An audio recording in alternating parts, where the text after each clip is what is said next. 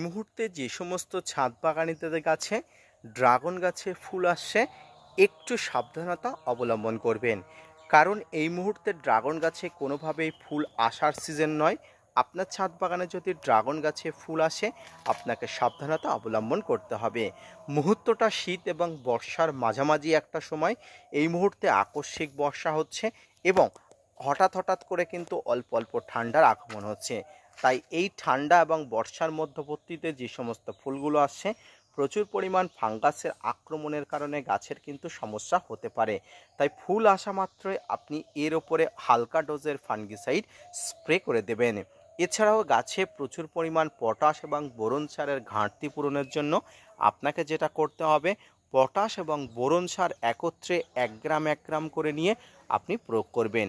সম্মানিত দর্শক এবং শ্রোতা বন্ধুরা, অবশ্যই ছাদ বাগানে পটাশ এবং বোরন সারের প্রয়োগে আপনার ছাদ বাগানে আগন্তুক যে ফুলগুলোর উপরে প্রচুর পরিমাণ প্রভাব পড়তে পারে, তার জন্য আপনাকে অবশ্যই আগে থেকে প্রোটেকশন ব্যবস্থা গ্রহণ করতে হবে।